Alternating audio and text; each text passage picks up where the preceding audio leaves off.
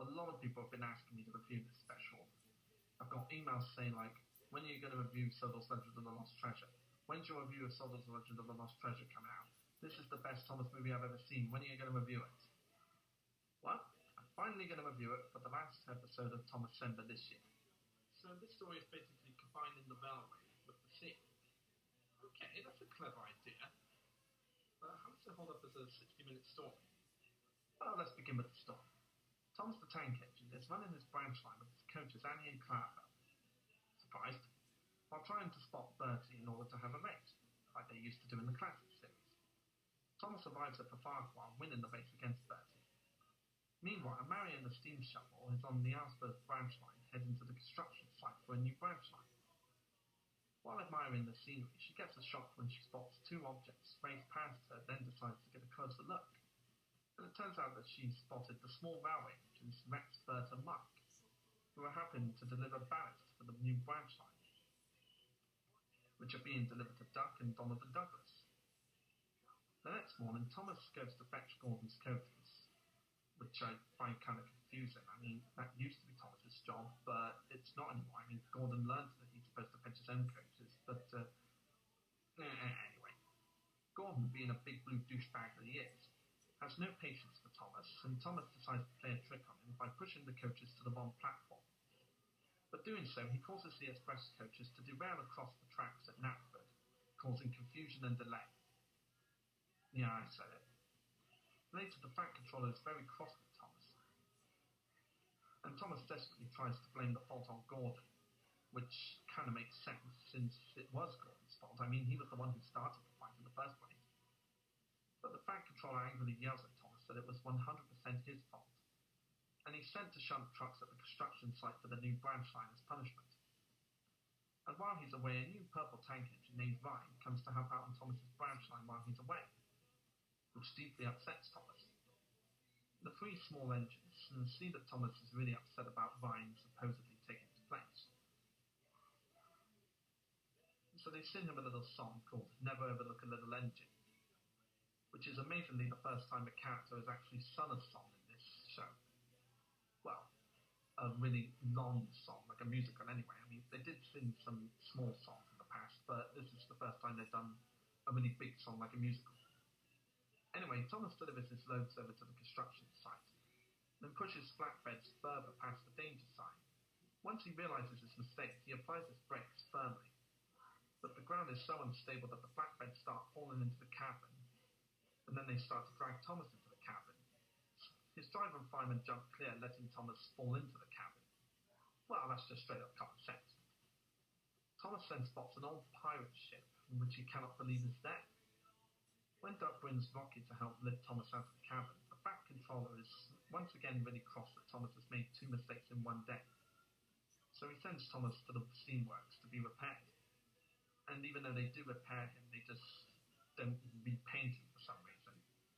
I don't know, I don't really get why they did this. Anyway, after Thomas is repaired, he finds out that everybody thinks that Rocky found the pirate ship when it was actually Thomas who found it. Marion thinks that there's a buried treasure on the island, and since the pirate ship was found, then there's obviously going to be buried treasure somewhere. So she tries to make a wish from Rex, Bert and Mike, thinking that they're magic engines. What an imagination she has. Meanwhile, a mysterious sailor named Sailor John and his boat Skip are watching the whole time, as John is out for the treasure as well. After Thomas gets repaired, he's sent back to the branch line site to do some more work there. That night on the site, Thomas is awoken and spots a ghost boat and decides to follow it. When he reaches the cabin, he finds out that the boat wasn't really a ghost boat, but instead a railboat, which turns out to be Skip and Sailor John. Thomas and John eventually become friends and start their hunt for the treasure. But during the daylight, Sailor John has to go back to the sea, as he says that they've run out of shovels. But in reality, he doesn't want to get spotted by anyone else, since he's a pirate.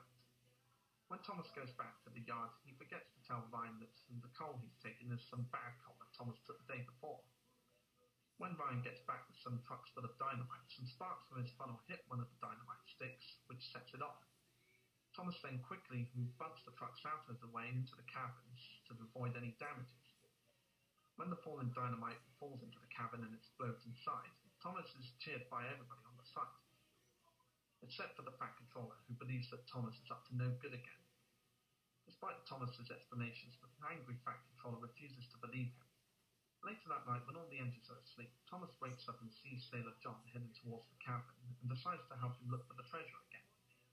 But after searching for hours and hours at the site and not finding any treasure, Sailor John becomes very suspicious that Thomas might have taken the treasure for himself, since only he, John, and Skip saw the map. Then after Sailor John and Skip leave the site, Marion wakes up and finds out that she actually did find the treasure. The Fat Controller is amazed by the treasure and decides to put it in a museum and congratulates Marion, which is really fair. I mean, she did find the treasure, even though she didn't even know she had it in the first place.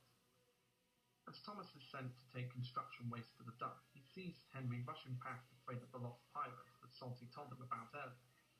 After turning the bend, he is shocked to come face to face with Sailor John, demanding where the treasure is. After Thomas explains what happens, John takes it pretty well. Why haven't we spent all this time to see that treasure that's something up? Museum! It's for me! But despite his demands to get the treasure back for him, Thomas refuses, as he knows that the treasure was stolen and didn't belong to John in the first place.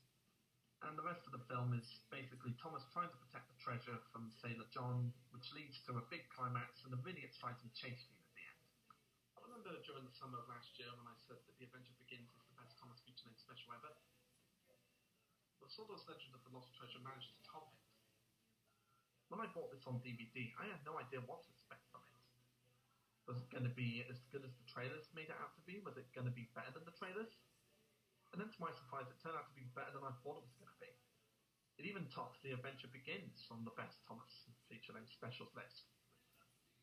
Now, if I have any problems with this film, it is in one minor area, which is I personally think that the Fat Controller was being a little bit too harsh on Thomas. Yeah, I mean, with the Knapford Station instance and the cabin instance, I get it. But seriously, even after Thomas saves everyone's lives from